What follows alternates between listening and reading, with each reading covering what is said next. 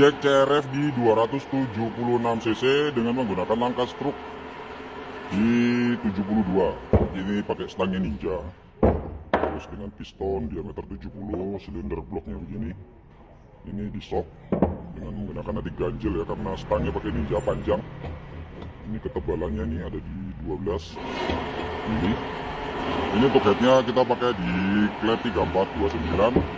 Di sini ada proses masih melakukan coak crankcase ya, kita lihat sini. Ini lagi melakukan coak crankcase itu pembesaran di area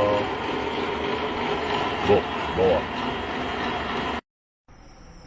Oke, sekarang kita masuk ke tahap untuk modif di bagian piston ya.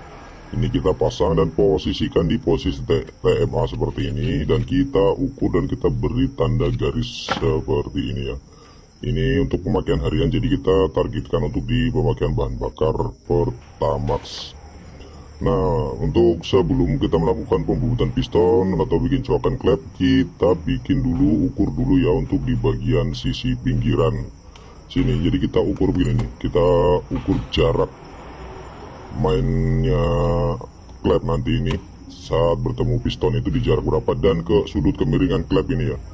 Kita ukur di sudut kemiringan yang klep X, terus juga untuk yang sudut kemiringan klep yang in, karena berbeda ya. Untuk klep in dan X itu sudutnya berbeda ya, gak sama.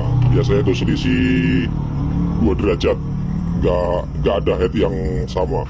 Setelah itu kita masuk ke proses pembubutan piston. Nah, tadi untuk tandanya sudah ditandai, jadi enak ya. Terus kita masuk di proses pembubutan seperti ini. Jadi nanti pistonnya kita bikin rata aja gitu. Jadi nanti mungkin proses pembubutan ini akan berulang kali ya, karena kita mengejar kompresinya dulu. Nah, setelah dibubut kita masuk di proses pencoakan ya. Jadi ini kita posisikan piston di mesin milling seperti ini, dan harus benar-benar rata seperti ini ya.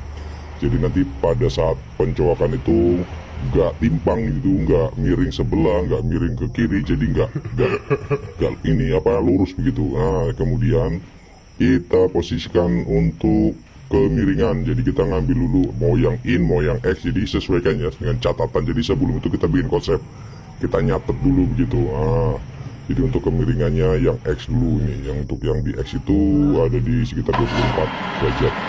Nah, sebelum melakukan coakan kita posisikan benar-benar untuk di mata coaknya itu di tengah-tengah. Jadi kita menggunakan jarum ataupun alat senter seperti ini, jadi pas di tengah-tengah piston. Nah, setelah sudah didapat titik tengahnya, barulah kita pasang untuk mata coaknya ya. Jadi kita ini hasil verifikasinya. Nah, seperti ini untuk prosesnya. Jadi untuk pengukuran dalam coakan itu kita pakai mesin miringnya sudah ada pengukurannya. Nah, ini kita nanti bikin di dalam coakan itu sekitar 4 mili. Jadi nanti saat overlap itu kita bikin aman, karena buat harian ya. Ini buat harian buat ongkean. Nah, ini hasil untuk yang coakan yang klep X ya itu. Jadi presisi untuk pengambilan diameter coakan klep itu, karena klepnya ini make di 3429, jadi yang X kan 29. Jadi untuk coakan yang X itu dibikin jadi 30, jadi harus dikasih lebih besar sedikit. Nah, untuk yang in juga begitu ya. Nah, ini sudah jadi hasilnya seperti ini untuk coakan klepnya dengan ukuran 35-30. Nah, itu. Nah, ini setelah itu kita pasang, kita lihat, kita ukur seperti ini. Ini kita bikin nongol 0,5 ya, karena di sini menggunakan 3 packing. Dibikin 0,5 lebih nongol, karena packing nanti ini sebelum ganjelan packing aluminium itu ada 2 packing original ya. Jadi atas bawah sama packing atas jadi 1,5. Jadi nanti pas deklarasinya tuh ada di 1 mili. Nah, untuk baut ancarnya sendiri kita ganti di sini, karena dia pakai ganjelan jadi lebih tinggi ya. Yang bau tusuk satenya itu nggak dipakai lagi.